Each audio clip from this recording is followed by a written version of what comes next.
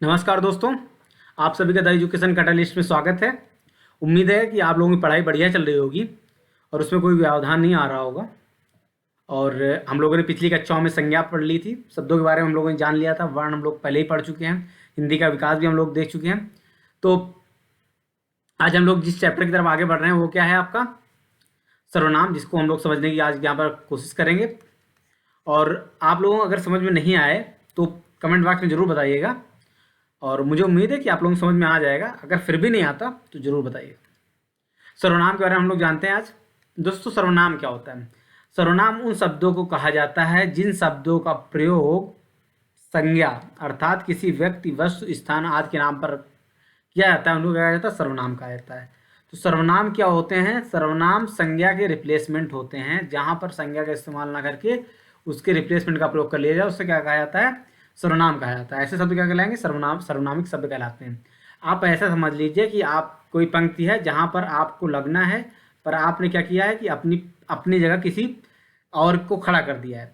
ठीक है, तो वो क्या कहलाया जाएगा? सर्वनाम। जो कि आपकी जगह पर खड़ा हो सकता है, उसकी योग्यता होनी चाहिए, तभी वो सर्वनाम कहलाएगा। सपोज करिए कि किसी पंक्ति में आपको खड़े होने की योग्यता है, परंतु आपने क्या किया कि आपने अपने बच्चों को खड़ा कर दिया, क्योंकि वहाँ पर उस पंक्ति में खड़े होने की उसकी योग्यता नहीं थी। तो जिस पंक्ति में खड़े होने की आप योग्यता हो, आपका रिप्लेसमेंट, तो वो क्या कहलाएगा? सर्वनाम कहलाएगा। इसके अंतर्गत क्या है? मैं, कौन कौन से आते हैं? मैं, तुम, तुम्हारा, आप, आपका, इस, उस, यह, वह, हम, हमारा आदि शब्द आते हैं। ठीक है, ये सब क्या है? सर्वनामिक शब्द हैं। देखिए, एक चीज और समझ लीजिए, एक क्वेश्चन बहुत बार पूछा गया है, सर्वनाम टोटल कितने होते हैं? 11 होते हैं। इसके बाद जो आप लोग अलग से देखते हैं ना, जैसे मैंने देख लिया यहाँ पे, ये मैंने क्या है दोस्तों? इसके अलग मतलब मैं का परिवर्ती रूप हो जाता है। क्या है कि जैसे मैं, हम बहुवचन के रूप में इस्तेमाल हो जाता है, वैसे मूल रूप से जो सर्वनाम वो कितने हैं दोस्तों? वो आपके टोटल 11 ही हैं। ठीक है, जैसे मैं पहला हो गया, मैं, तू, वह, ये 3 हो गए। आप चौथा हो गया, यह पांचवा हो गया, 6, 7, ये 6 और आपका 7 हो गया। जो 8वां हो गया, सो 9वां हो गया, कौन आपका 10वां हो गया, क्या आपका 11वां हो गया। तो दोस्तों टोटल सर्वनाम कितने हो गए आपके? 11। कौन कहीं के भी अलग अलग मिल जाता है, लेकिन आप लोग ये बिल्कुल जो अभी मान्यता प्राप्त है उनको बता रहा हूँ। मैं, तू, वह हो गया, आप हो गया, यह हो गया, वह हो गया, कोई हो गया, कुछ हो गया, जो हो गया, शो हो गया, कौन हो गया, और क्या हो गया।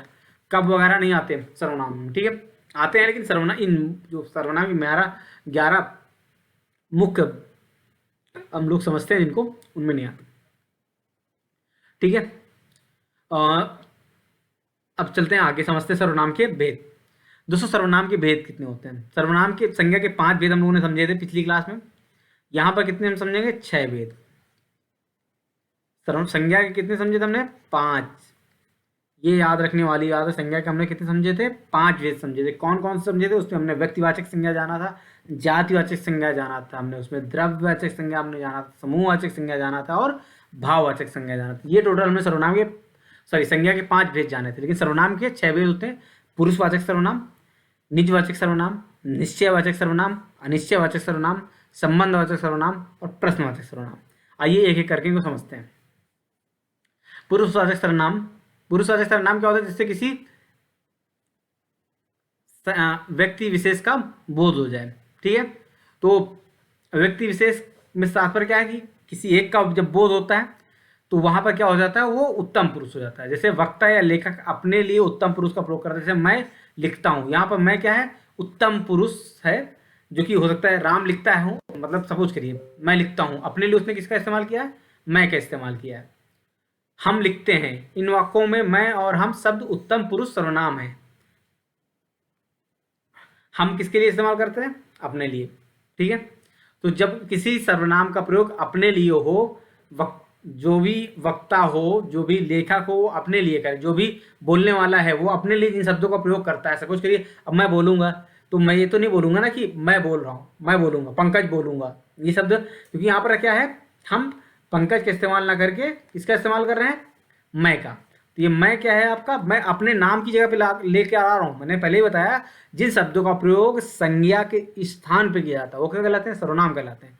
तो वही मैं क्या है आपका, पंकज की जगह पे आता है, और वो क्या है, उत्तम पुरुष है, इसलिए क्या है वो उत्तम पुरुष सर्वनाम हो जाएगा। मध्यम पुरुष क्या होता है, श्रोता के लिए मध्यम पुरुष का प्रयोग जो क्या होता है, सिंपल सी बात है, जो ध्वनि सुनने वाला होता है, जो हम किसी चीज को बता रहे होते हैं, जो रिसीवर होता है, वो क्या होता है, वो आपका मध्यम पुरुष कहलाता है। ठीक है, जैसे तुम जाओ, तुमसे हम कह रहे हैं, जिस जो हमारी बात तो सुन रहा है वो क्या हो जाएगा, मध्यम पुरुष हो जाएगा। आप जाइए, अगर सम्माननीय है तो आप जाइए, इन वाक्यों में तुम और आप क्या है आपका मध्यम पुरुष है। अन्य पुरुष क्या होता है, वक्ता या लेखक द्वारा श्रोता के अतिरिक्त किसी अन्य तीसरे के बारे में अन्य पुरुष का प्रयोग किया जाता है। आप ऐसे समझिए इस बात को कि जब हम चुगली कर रहे होते हैं, उस समय जिस पुरुष का हम लोग प्रयोग कर रहे होते हैं सर्वनाम का किसी के लिए, तो अगर इसका नाम नहीं, बात होती है कि सपोज करिए कि आप क्लास में बैठे हुए हैं, अब किसी अपने जिससे आपकी बन नहीं रही, खार खाया बैठे हैं, अब खार खाया बैठे हैं तो उसका नाम तो नहीं ले सकते। अब क्या उसकी बुराई करनी है, वो बहुत बदतमीज आदमी, बहुत कामचोर आदमी है, तो इस तरह के वह आपको पता चल रहा है कि आप किसी अन्य के बारे में बात कर रहे हैं, वक्ता और जो भी श्रोता है वो, लेकिन क्या है उसका हम नाम नहीं ले रहे हैं। उस नाम की जगह जिस शब्द का प्रयोग करते हैं वो सर्वनाम होता है, और वो सर्वनाम कैसा सर्वनाम होता है, वो अन्य पुरुष सर्वनाम होता है। वे पढ़ते हैं इन वाक्यों में, वह और वे शब्द अन्य पुरुष हैं। ठीक है, अब नीचवाचक सर्वनाम के बारे में देख लेते हैं। जो सर्वनाम तीनों पुरुषों उत्तम, मध्यम और अन्य में निजत्व का बोध कराते हैं उसे निजवाचक सर्वनाम कहते हैं। जैसे मैं खुद लिख लूंगा, तुम अपने आप चले जाना, वह स्वयं गाड़ी चला सकती। उपयुक्त वाक्यों में खुद, अपने आप और स्वयं शब्द निजवाचक सर्वनाम है।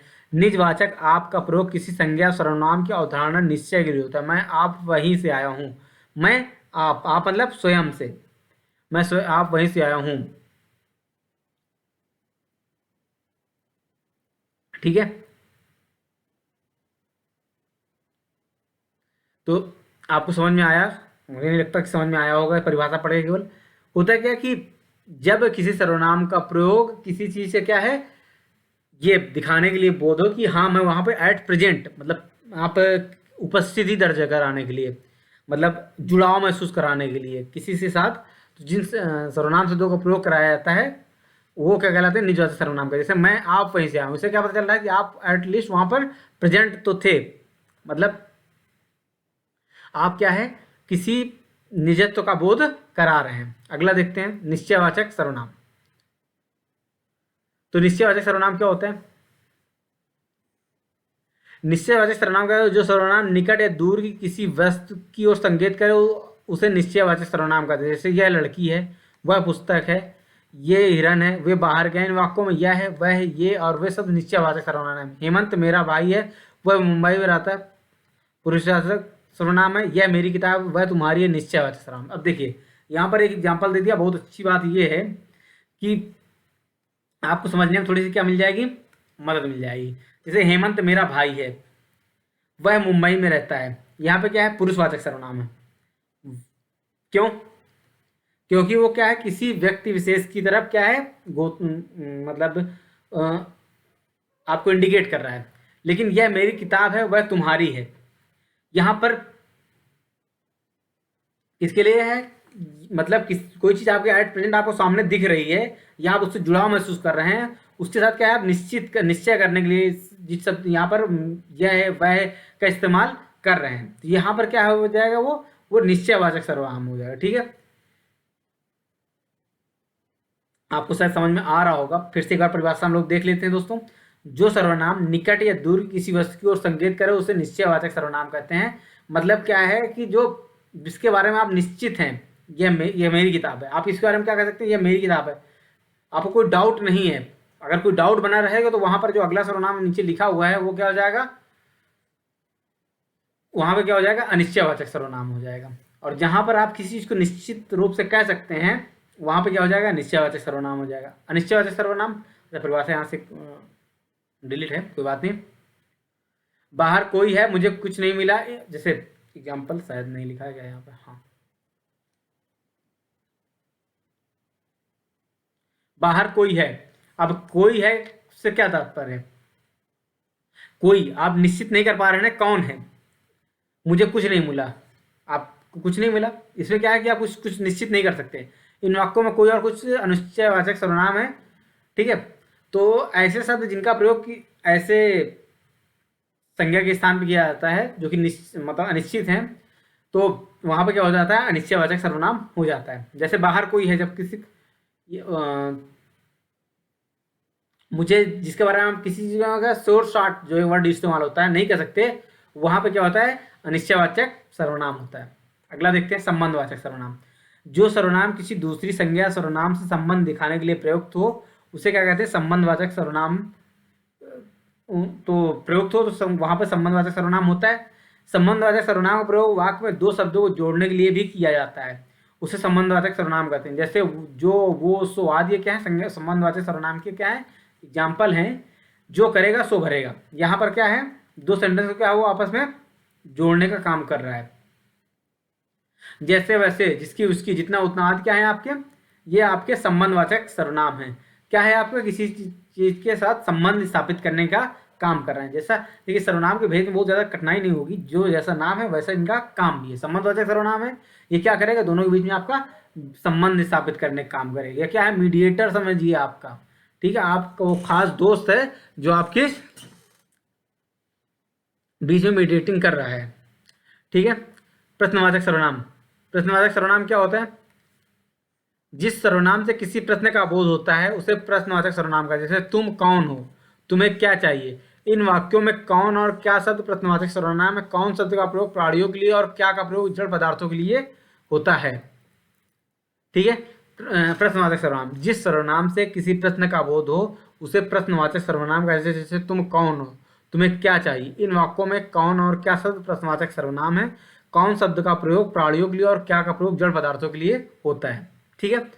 तो मुझे नहीं लगता कि बहुत समस्या हो रही होगी प्रश्नवाचक सर्वनाम का को समझने में, ठीक है। एक मैं फिर से परिभाषा पढ़ देता हूँ। जिस सर्वनाम से किसी प्रश्न का बोध होता है उसे प्रश्नवाचक सर्वनाम कहते हैं।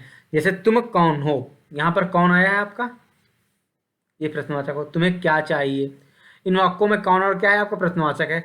कौन शब्द का प्रयोग प्राणियों और के लिए होता है और क्या का प्रयोग जड़ पदार्थों के लिए होता है, ठीक है। कौन शब्द का प्रयोग किसके लिए होगा, प्राणियों के लिए होगा।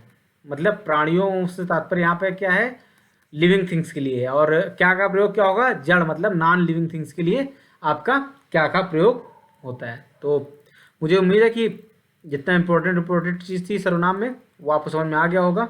सर्वनाम के कितने पार्ट्स मैंने बताए, 6 पार्ट्स आपको करके दिखाए, यहाँ पर समझाए हैं। वो आपको याद रखने हैं कौन कौन से, पुरुषवाचक सर्वनाम, नीचवाचक सर्वनाम, निश्चयवाचक सर्वनाम, अनिश्चयवाचक सर्वनाम और संबंधवाचक सर्वनाम और प्रश्नवाचक सर्वनाम। एक बार पुरुष से समझ लेते हैं। पुरुषवाचक सर्वनाम क्या होते हैं, जो कि किसी व्यक्ति या जातिवाचक संज्ञा के स्थान पर क्या हो जाते हैं, प्रयोग में आ जाते हैं। नीचवाचक सर्वनाम किसी मतलब जिसके साथ आप क्या है जुड़ाव महसूस कर रहे होते हैं, वो नीचवाचक सर्वनाम होता है, जहाँ पे एट प्रेजेंट वाला मामला हो जाता है। निश्चयवाचक सर्वनाम क्या है, किसी निश्चित स्थिति के बारे में बताने के लिए जिसका प्रयोग किया जाता है, वहाँ पर निश्चयवाचक सर्वनाम हो जाता है। अनिश्चयवाचक सर्वनाम क्या होता है, जिसके बारे में क्या है आप कोई निश्चिंत होकर नहीं कह सकते। अनिश्चयवाचक सर्वनाम हो तो वहाँ पर होता है।